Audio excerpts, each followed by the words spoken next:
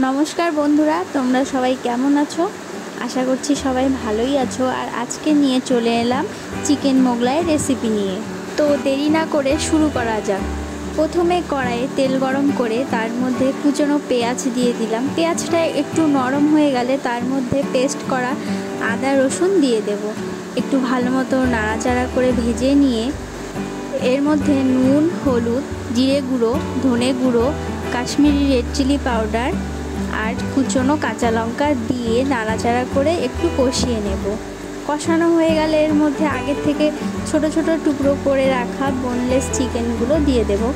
नाड़ाचाड़ा करे कषिए नेब। एबार भालो मतो कषिए निले जखन तेल छाड़ते आरम्भ करबे तखन एर मध्य कुचनो धनेपाता दिए नाड़ाचाड़ा करे नेब। ताहलेई आमादेर स्टाफिंगटा रेडी हये जाबे।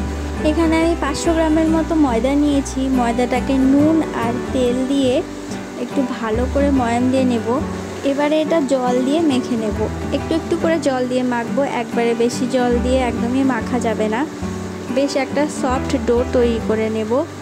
डो तैरी हये गेले एटार उपर थेके तेल माखिए 8 घंटार जोन्नो रेस्टे रेखे देब।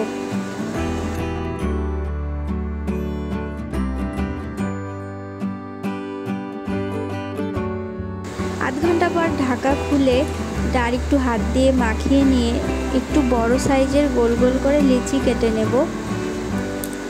एटा एबार बेले निब एकदम पातला करे। যত পাতলা হবে তত কিন্তু এটার স্বাদ বেড়ে যাবে। তো আমার এটা বেলা হয়ে গেছে।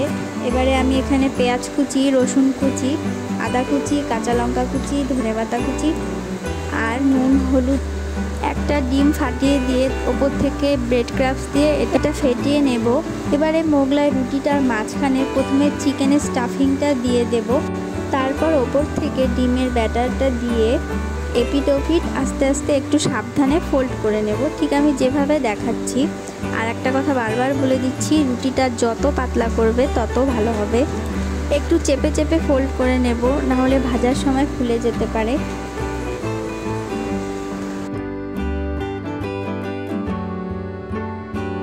এখানে কিন্তু আমার ফোল্ড করা হয়ে গেছে। এবার আমি ননস্টিকের তেল গরম করতে দিয়ে এটা আস্তে করে একদম সাবধানে তেলের মধ্যে ছেড়ে দেব। স্প্যাচুলাটা দিয়ে এটার ওপরেও একটু তেল দিয়ে দেব। তাহলে নিচেরটাও যেরকম তৈরি হয়ে যাবে ওপরটাও সুন্দরভাবে তৈরি হবে। গ্যাসের ফ্লেমটা একদম মিডিয়াম রেখে এটা এপিট ওপিট উল্টে একদম 3-4 মিনিট মতো ভেজে নেব। এখানে আমি একদম সিম্পলভাবে চিকেন মোগলাই তৈরি করে দেখালাম।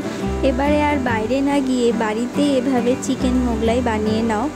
রেসিপিটি ভালো লাগলে লাইক করে দিও আর ঘরোয়া রান্না পাওয়ার জন্য আমার এই চ্যানেলটি সাবস্ক্রাইব করে দিও। আজ তবে আসি, আসবো নতুন দিনে নতুন একটি রান্না নিয়ে। Thanks for watching.